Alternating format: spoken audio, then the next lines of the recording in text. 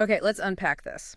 You've handed us the Enchiridion, this small but, well, incredibly powerful book by the Stoic philosopher Epictetus. It's a fascinating text, isn't it? And yet not some huge philosophical volume, but more like a personal guide, a handbook. Right, something you'd keep with you. Exactly. The word Enchiridion itself actually means something like in the hand or dagger, a ready tool. A manual for living, basically. And what's really remarkable is that Epictetus, he didn't actually write it down himself. No, that's right. It was his student, Arrian, who compiled it, took notes from Epictetus's informal talks, his discourses. Kind of like how we have teachings from some modern figures, like G.H. Mead, preserved through student notes. Precisely.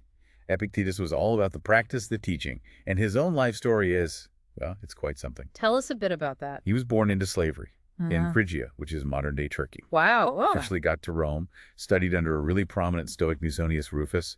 He gained his freedom, became a teacher himself, gathered quite a following, actually. Until the emperor stepped in. Right. Emperor Domitian exiled philosophers from Rome.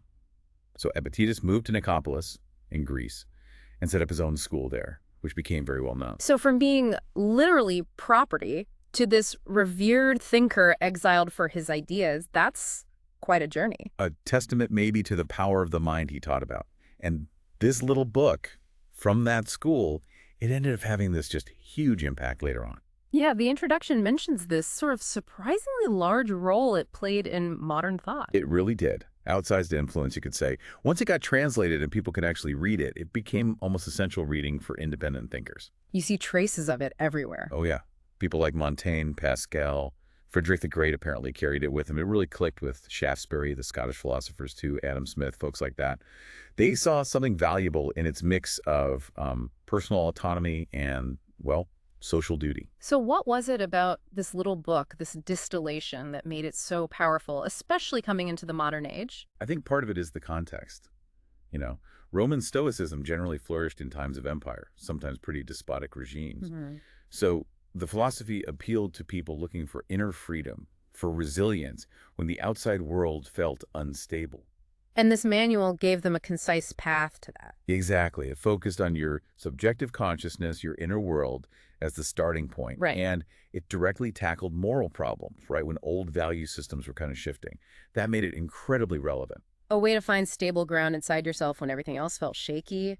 The intro mentions it influenced rationalism, idealism, even the idea that morals aren't just handed down. Yes, this ideal of rational self-sufficiency, moral autonomy, it resonated across different philosophical and even religious lines. It offered a kind of secular path, maybe, to self-improvement based purely on reason and inner discipline. Okay, so our mission then for this deep dive, it's not just to summarize the Enchiridion, it's to really pull out the most powerful practical bits of wisdom from it. Right. Understand why it worked for so many people for so long. And see what makes its approach to life still, relevant for us today. Absolutely. And if there's one central idea, the linchpin for everything else, it's this fundamental distinction Epictetus makes. Okay. Figuring out what is genuinely within our power and what is not.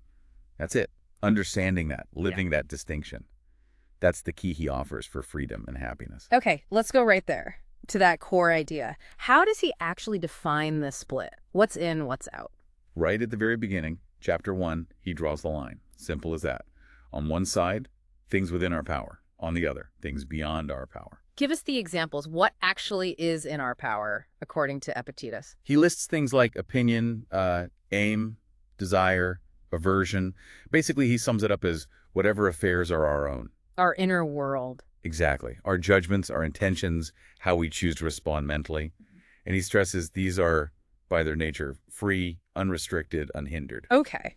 And the flip side, the stuff not in our power. Well, that's pretty much everything else. Right. He lists body, property, reputation, office, and sums it up as whatever are not properly our own affairs. Our physical selves, what we own, what people think of us, our job. All of it. And he describes these things as weak, dependent, restricted, alien. They belong to others or to chance, not truly to us. So none of that is really ours to command. And here's where it gets, well, radical. He argues that pretty much all human suffering stems from confusing these two categories. How so? If you try to control things beyond your power, if you desperately cling to your possessions or crave a certain reputation, or you live in fear of getting sick or dying, you will be, as he puts it, hindered. You'll lament. You'll be disturbed. You'll find fault with everything. Exactly. Because you're fighting reality, right? Yeah. Try to control the uncontrollable. That makes sense. But here's the promise, the huge upside. If you truly internalize this distinction, if you really focus only on what is your judgments, your will, and see externals for what they are, Then what? then you unlock freedom. You won't be compelled, you won't be restricted, you won't be hindered, you won't blame anyone, find fault with anyone, you'll act according to your own will, you'll have no enemy, you'll suffer no harm. Wow. Freedom, peace, invulnerability. All from just this one shift in focus. That's the core claim. Focus only on what's within your inner control. He says you must basically give up any inclination, even a slight one, towards gaining things beyond your power if you want those big prizes. Freedom, happiness. You might even miss out on the big stuff by chasing the small stuff. So the first step with anything that bothers you is that question. Is this mine to control or not? If it's not, his advice is blunt. It is nothing to you. That's a powerful filter. Every challenge, desire, fear. Run it through that test. Is this mine? No. Let it go. Which leads directly into how we deal with our desires and aversions, our wants and our dislikes. Because those are usually aimed at external things, right? Exactly. Yeah. Which, based on that core distinction, well, it sounds like a recipe for trouble. Yeah. Disappointment waiting to happen. Precisely. If you desire things not in your power, you're setting yourself up for disappointment when you don't get them. If you have an aversion to things not in your power, like getting sick or losing money or dying, you're going to be wretched because your peace depends on external conditions you can't guarantee. So the Stoic solution isn't just to, grit your teeth and endure it. No, it's much more fundamental than that. He says, remove your aversion from all things not within your power. Just take it away completely. Redirect that energy. Yes, apply aversion only to the undesirable things that are within your power. Things like making bad judgments or acting unkindly or being cowardly. Okay. And for now, while you're training yourself in this, he says, maybe just restrain desire altogether for those external things not in your power. Put it on hold. So don't be afraid of dying. Be afraid of, say, acting dishonorably. And maybe pause that ambition for wealth while you work on your inner state first. That's the basic idea. And he drives this home in section 14 with that question. Who is your master? Your master is whoever controls the things you seek or the things you shun. If you want something someone else can give or take away, or if you fear something someone else can inflict, they own you. They become your master. To be free, he says, you must wish nothing, decline nothing, which depends on others, else he must necessarily be a slave. Your boss, public opinion, the economy, they can all become your masters if your happiness depends on them. That really raises the stakes. And then Section XV gives us that famous analogy, right? Life is like a banquet. Yeah, it's a great one. How should you behave at a well-run dinner party? Politely. Right.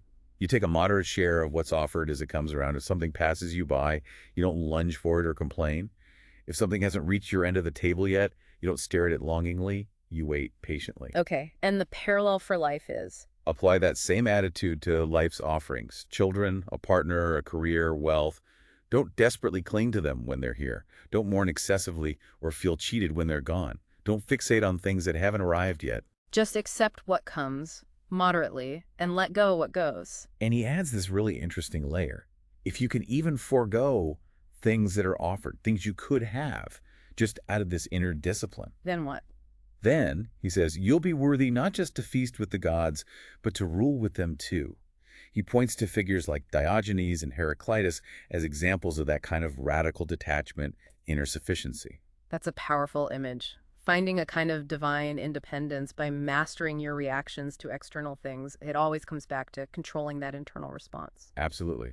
Which leads us straight into how we handle, well, the vast array of external events and maybe most importantly, other people. This is a huge theme running through the whole handbook. And the starting point here seems to be that idea about perception being key. It's completely fundamental. Section V puts it so plainly. Men are disturbed not by things, but by the views which they take of things. The classic example being death. Right. Death itself isn't inherently terrifying. It's our judgment about death, our idea of death, that scares us. So the problem isn't the event out there. It's my interpretation of it in here. Precisely. And if you feel upset, hindered, disturbed, find yourself blaming people. Epictetus says in Section V, Don't point fingers outwards. Look inwards. Blame your own judgments. He maps out a kind of progression, doesn't he? Yeah, the totally untrained person blames others. Someone who's starting to learn blames himself. But the fully trained person blames nobody, neither others nor himself. Why nobody? Because they understand the only thing they truly control is their own judgment and response. And they've worked on getting that right. Section XX says it directly. When, therefore, anyone provokes you, be assured that it is your own opinion which provokes you. Not their words or actions, but my judgment about their words or actions. Yes, and Section X02 offers a practical technique for dealing with this, especially with people. When someone does or says something that seems wrong or hurtful to you, remember they're acting based on their impression of what's right or appropriate. Their own internal map. Right, so try to bear it gently. Maybe say to yourself, well, it seems so to him. It reframes it. Their action stems from their state, not necessarily as a direct attack on you, unless you choose to interpret it that way. That sounds incredibly difficult to do consistently. It requires constant mental vigilance. It does. And Section 8 adds that other really simple but profoundly difficult principle. Yeah. Demand not that events should happen as you wish, but wish them to happen as they do happen, and you will go on well. Whoa.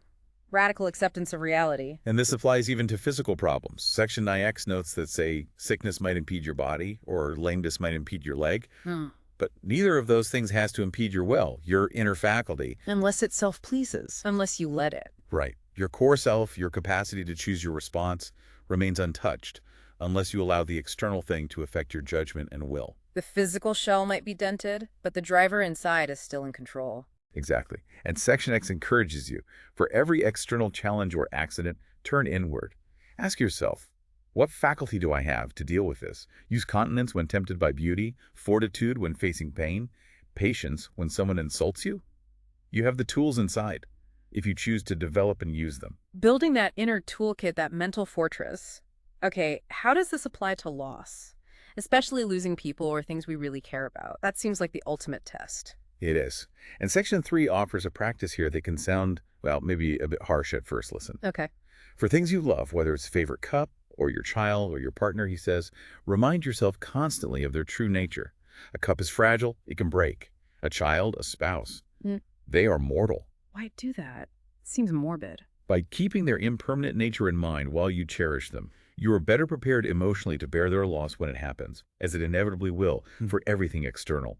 It's not about not caring. It's about caring wisely, without making your own peace utterly dependent on their permanent presence. So it's reframing attachment to acknowledge reality, the reality of change and loss. Yes. Section 7 uses that great voyage analogy. Our loved ones, our possessions, they're like pleasant stops on the shore during a long sea journey. We enjoy them, we cherish that time, but we have to be ready to get back on the ship when the captain calls. You can't just decide to stay on the shore forever. The ship is sailing on. And Section X thick takes this even further. He says, never say of anything, I lost it.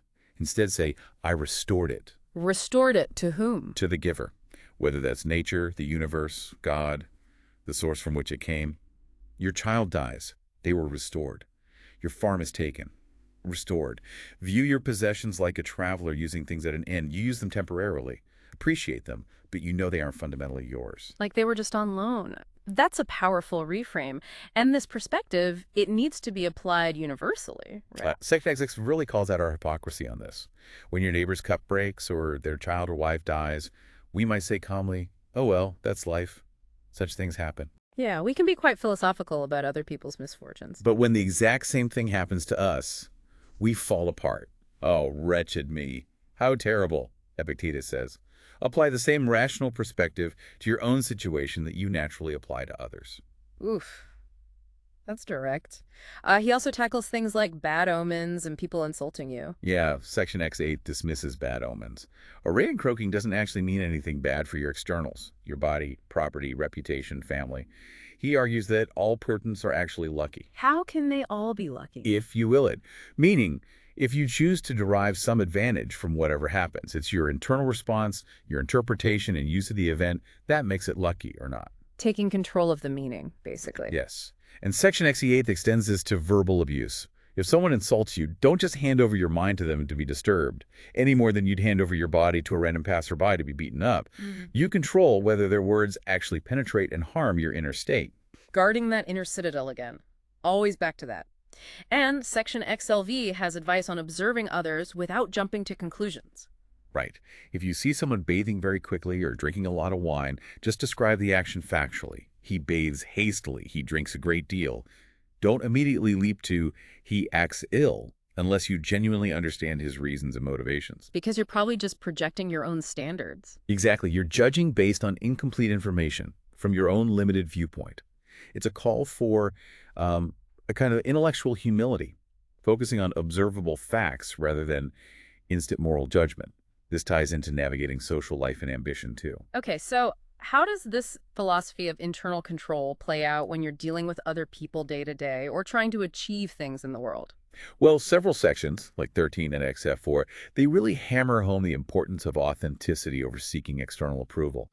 Section 13 actually advises, if you want to make progress, be content to be thought foolish or stupid about external matters. Don't chase recognition or applause from others. That seems radically countercultural, especially today with social media and everything. Totally. Epictetus warns in section X3, if you start chasing external things or trying to shape your life just to please others, you will ruin your scheme of life. Yeah. Your whole project will derail. Why? Because your focus shifts from what you can control, your character, your will, to what you can't, other people's opinions, external rewards. Section NX says, don't be impressed or bewildered by the honors or power other people seem to have. If your true good resides within your own power, there's no logical reason for envy or trying to emulate them. The real goal should be freedom, inner peace, which you get by disregarding those things not in your power. So the aim isn't to become a general or a senator necessarily. The aim is to be free, which comes from indifference to those external roles. Precisely. And section X06 connects this directly to how you practice philosophy itself. Don't just talk about Stoic principles or call yourself a philosopher. Show it through your actions. He uses the sheep analogy, right? Yeah, sheep don't boast to the shepherd about how much grass they ate. They show they've been well fed by producing wool and milk. Likewise, you should show your principles through your deeds, not just by quoting texts. Love it. Don't just lecture it. Section X8 gives that checklist, the marks of a proficient, someone actually making progress. It's such a great list. Someone on the path blames no one, criticizes no one, doesn't boast about themselves. If they're hindered or criticized, they blame themselves specifically, their own judgments. They smile inwardly at praise. They don't feel the need to defend themselves if attacked. They act carefully. They've restrained desire. They've redirected aversion only towards things that could truly block their will, like making a bad choice. And crucially, they don't care if they appear stupid or ignorant about external things. Wow, it's all about internal accountability and radical indifference to outside opinion. True self-possession, yeah. And he gets very specific about social interactions, too. Like rules for conversation. Yeah. Section X3 lays out a pretty detailed code. Be mostly silent. When you do speak, say little and only what's necessary.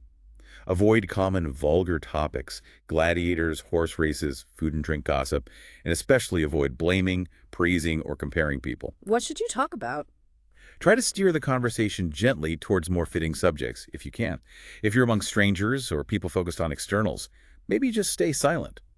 And definitely avoid loud laughter and swearing oaths. A kind of mindful, quiet conduct. He also advises caution about public entertainments or hanging out with just anyone. Says even a good person can get corrupted, like getting mud on you if you walk through mud.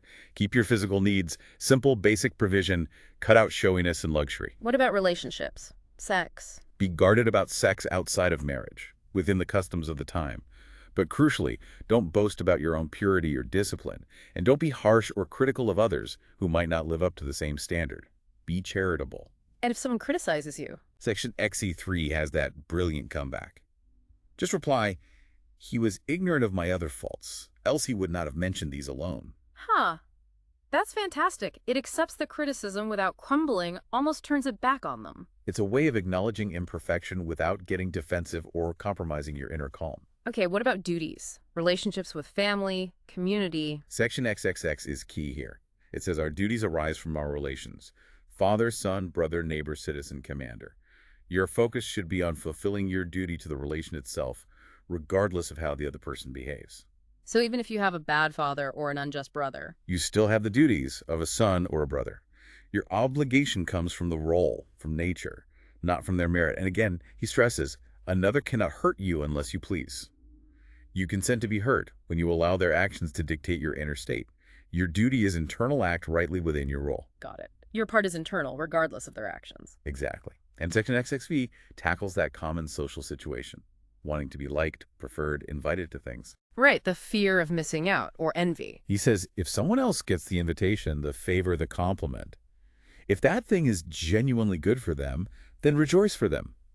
But recognize you can't compete for those external rewards without using the same external means, haunting his door, attending him, praising him, basically sucking up or playing the game. He uses the lettuce example there, doesn't he? Yeah, it's perfect. If someone gets lettuce at the market and you don't, it's because they paid the price, the obulus coin.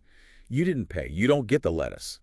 It's unreasonable to want the reward, the dinner invitation, the lettuce, without paying the required price, flattery, attendance, the coin. So what's your alternative?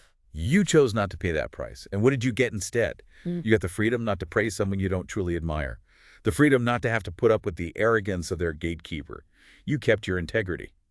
And Epictetus argues that is far more valuable than the supper. Your inner consistency versus the external gain. Right. And Section X6 has a small point about feasts. Choosing the biggest share might be good for your body, but it violates the social spirit. Remember courtesy and fairness, even in small things. All right, but what about helping others? Helping friends, serving your country. Stoicism isn't just about navel-gazing, is it? No, but Section XE4 addresses this directly. Again, it's quite challenging. He says helping friends with money or helping your country gain territory or influence. That's often not within your direct power. Okay. And here's the crucial part. You must never compromise your proper good, your own honor, fidelity, integrity, self-respect, just so that others can gain things that are not truly good, like money, status, externals. So don't lie or cheat to help a friend get rich. Exactly. He argues your greatest utility, your best way to help your friends or country, is by being a faithful and honorable citizen, by performing your own proper business, which is cultivating your character, your reason, your will. That's your primary contribution. Don't sacrifice your integrity trying to acquire external means to help others, because you lose the very thing that makes you truly useful. Wow. Okay, that really flips the script on conventional ideas of helping. It suggests personal integrity is the highest form of service. It's a radical focus on the duty to self, which he believes ultimately serves the whole best. But it requires immense commitment, doesn't it? Absolutely. Which I guess brings us to the section specifically about the philosophical path itself, the discipline required. Yeah, this isn't armchair philosophy. It's an active, demanding practice. And section XEQ warns you upfront, expect ridicule. Right. When you start trying to live differently, people will mock you. Oh, look who thinks he's a philosopher all of a sudden. Happens all the time. But, he says, if you persist, if you stick with it, that same mockery will eventually turn into admiration. But if you get scared off by the laughter and give up, then you deserve the double ridicule. A clear reason to persevere. Section XEIX really emphasizes the preparation needed. Yes. Before you commit to anything serious, he uses the examples of being an Olympic athlete or a philosopher. You have to consider everything involved. The costs, the difficulties, the specific training, the diet, the exercises, the strict discipline, the potential hardships, the risks of failure. Don't just jump in half-heartedly. Know what you're signing up for. And he warns strongly against being an ape, just mimicking different roles, superficially trying to be a wrestler one day, a gladiator the next, then an orator, then a philosopher, without any deep commitment. Dabbling. Right. He says, you must be one man, either good or bad. Choose your focus. Either cultivate your inner reason or chase externals. Be either a philosopher or one of the mob. No pretending, no trying to be both. That clarity is kind of bracing. And Section X7 adds, be realistic. Don't just adopt a persona or character that's beyond your current strengths or capacity. Start where you are. Section L brings this real sense of urgency. Don't delay starting this self-improvement. Live as a grown man and a proficient someone making progress right now, today. Not someday. Now. Adopt your principles, your rules for living, and treat them as inviolable laws no matter what anyone else thinks or says. Life, he says, is a combat. An Olympiad. One slip, one moment of compromise can cost you your honor, can mean victory or defeat. Aim high. Seek to be like Socrates. The pressure's on. Start living by your best understanding now. And to help build the resilience needed for that daily combat, Section XY offers that practice of keeping difficult things in mind. Death, exile. Yeah, keep those seemingly terrible things daily before your eyes. not to be morbid, but to recognize them for what they are. External events, possibilities outside your control. By confronting them mentally, regularly, you lessen their power to shock you, you avoid abject thoughts, and you stop coveting eagerly things that are inherently insecure. Like a vaccination against future fear and grasping. What about pleasure? That's always a big challenge. Section XX4 gives a very specific technique for dealing with tempting pleasures. First step, delay. Don't just react impulsively. Give yourself a pause, some time to think. Okay, then what? Then, consciously compare the brief moment of enjoyment the pleasure offers with the potential future consequences, the regret, the self-reproach, the ways it might undermine your goals. Weigh the costs. And then, contrast that with the feeling you'll have if you resist the temptation. The future joy, the self-applause, the consciousness of having won an inner victory. Make a rational choice based on that comparison. It's a cost-benefit analysis focused on long-term inner well-being versus short-term gratification. Exactly. And section XX8 uses that simple but effective image. Take care not to hurt your ruling faculty, your mind, your reason, just like you take care not to step on a sharp nail when you're walking barefoot. Be vigilant in protecting that core faculty. Don't injure your own capacity for judgment. Right.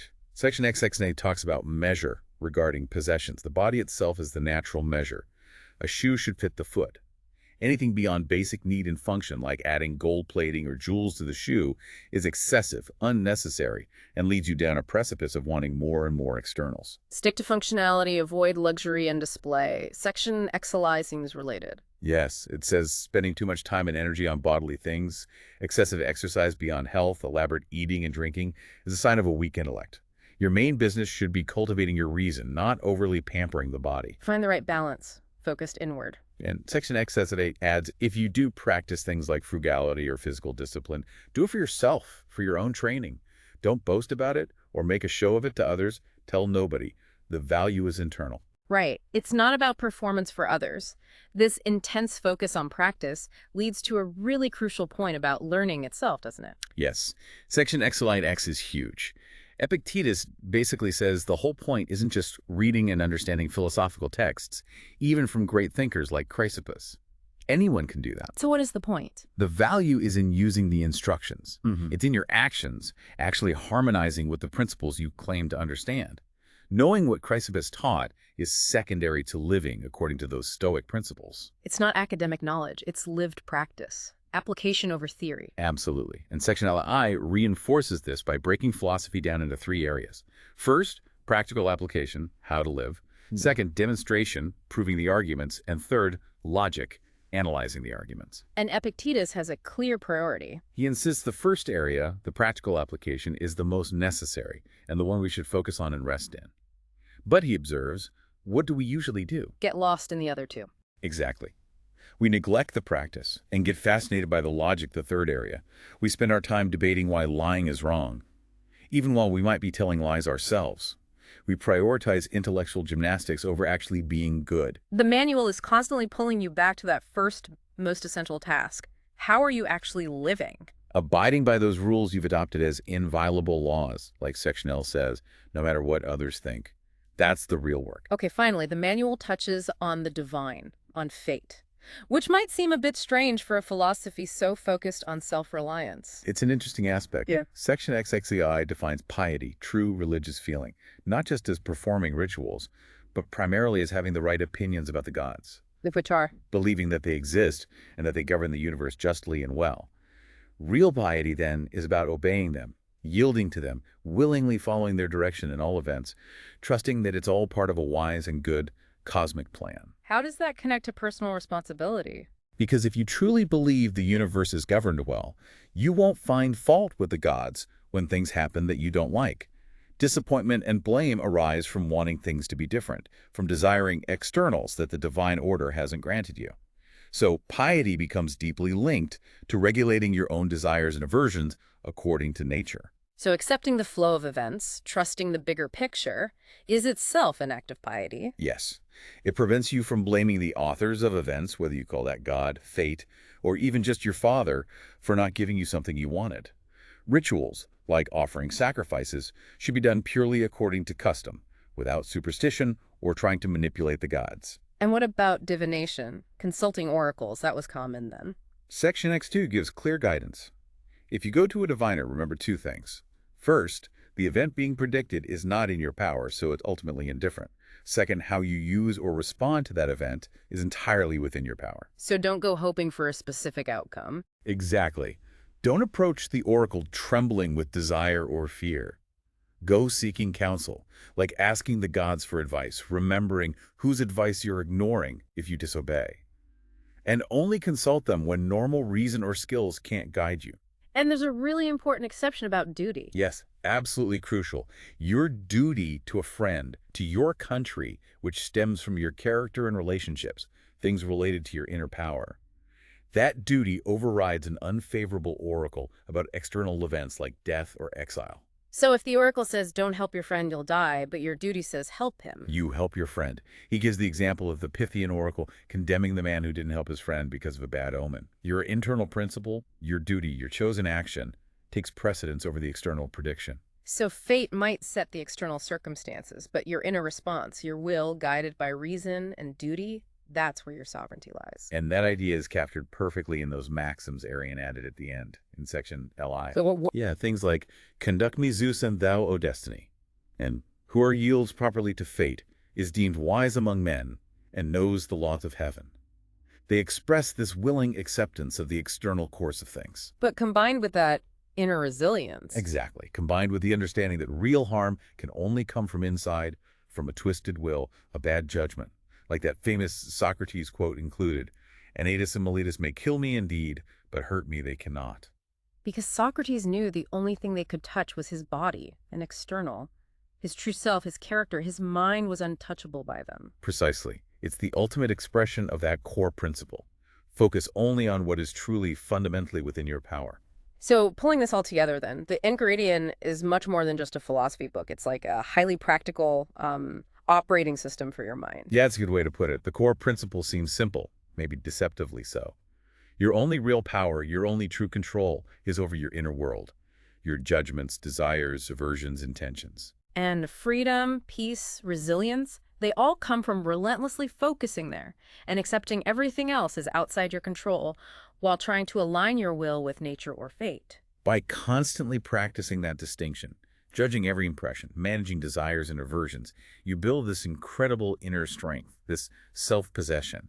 And that, I think, is why this little handbook, born from the talks of an exiled former slave, had such a massive, lasting impact. It gave people a practical path to inner freedom, no matter what was happening outside. It feels like a timeless strategy, really, for navigating a world that always feels unpredictable and full of external pressures, maybe now more than ever, with information overload, constant comparison, uncertainty about the future, global crises. Right. These ancient principles offer a clear framework. Where should I put my energy? How should I react to things I can't change? It cuts through a lot of the noise. Which kind of leaves us with a final thought for you, the listener, to chew on. If Epictetus is basically right, if genuine harm can only come from within, from our own flawed judgments or letting externals mess with our will, then what does that imply about, well, most of our modern anxieties? so many of our worries seem tied directly to those external things he warned about.